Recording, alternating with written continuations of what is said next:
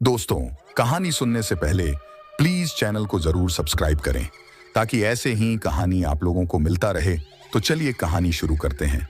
दोस्तों, ये कहानी बहुत पुरानी और बहुत डरावनी है।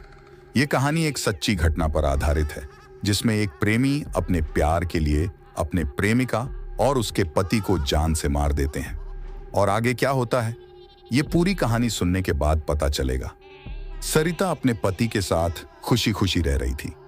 सरिता के पति का नाम जगदीश था, लेकिन जगदीश सरिता के अतीत के बारे में कुछ नहीं जानता था। दरअसल शादी से पहले सरिता दीपक से प्यार करती थी, लेकिन सरिता के घर वालों ने जबरदस्ती जगदीश से शादी करवा दी। यह बात दीपक को अंदर ही अंदर खा रही थी। अब होता यह है कि दीपक अभी भी सरिता को पाने के लिए कुछ भी कर सकता था। एक दिन की बात है, सरिता अपने पति जगदीश के साथ शादी के समारोह में जा रही थी। तभी बीच रास्ते में जगदीश की मोटरसाइकिल खराब हो जाती है, तो वह मोटरसाइकिल को साइड में लगाकर पेड़ के नीचे सरिता के साथ बैठ जाता है।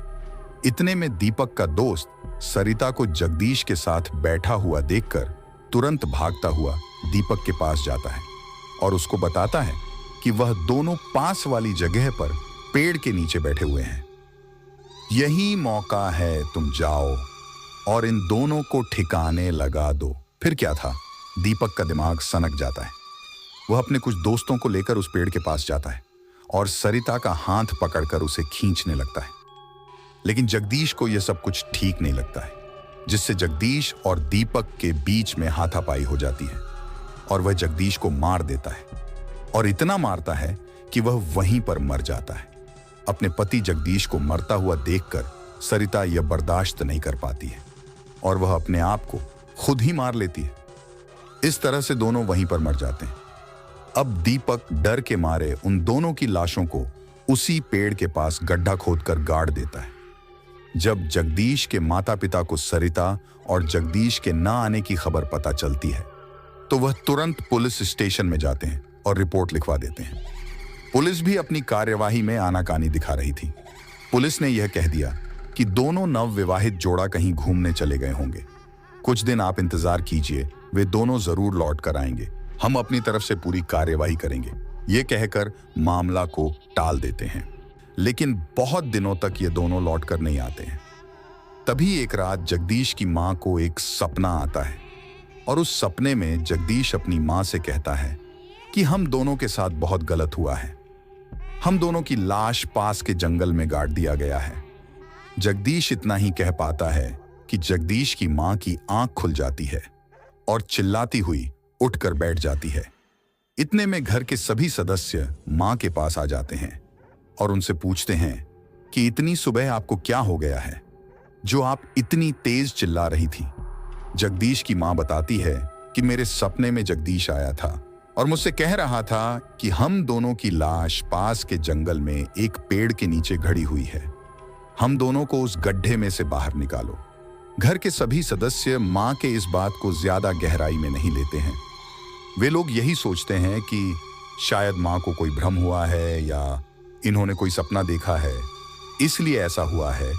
लेकिन जगदीश की मां को पूरा विश्वास था। उन्होंने सभी लोगों को तुरंत उस जगह पर जाने के लिए बोला। जब सभी लोग पास के जंगल में उस जगह पर पहुंचते हैं और उस जगह की खुदाई करते हैं, तो उसमें से 2 कंकाल निकलते हैं। दोनों लाशें अब कंकाल में बदल चुकी थीं, लेकिन सरिता के कंकाल पर कुछ कपड़े बचे हुए थे। उन कपड़ों की जांच करने के बाद पता चला कि यह कपड़े सरिता की है। इतनी देर में वहां पुलिस भी आ जाती है और उनको सरिता के कंकाल के हाथ में एक लॉकेट मिलता है। वह लॉकेट दीपक का था, जो सरिता के साथ खींचातानी में सरिता के हाथ में ही रह गया था। पुलिस ने इसकी तहकीकात शुरू कर दी, जिसमें पता चला कि यह लॉकेट दीपक का था। दूसरे दिन दीपक की तलाश की जाती है, लेकिन दीपक बहुत दिनों तक मिलता नहीं है। जब दीपक का कोई सुराग नहीं मिलता है, तब पुलिस इस केस को बंद कर देती है। लेकिन कुछ दिनों बाद जगदीश की मां को फिर से एक और सपना आता है। उस सपने में जगदीश और सरिता उसी जंगल के पेड़ के पास खड़े मिलते हैं और दोनों हंसते हैं और उनके साथ दीपक की सर कटी लाश दिखाई पड़ती है।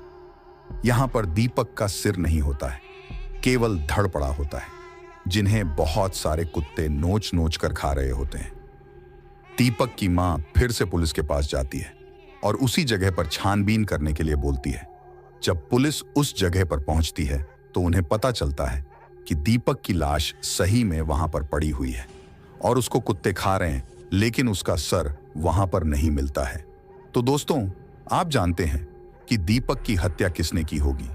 क्या कोई पारलौकिक शक्ति है जिसने दीपक की हत्या की है, या फिर सरिता और जगदीश मरने के बाद अपनी मौत का बदला लिया है?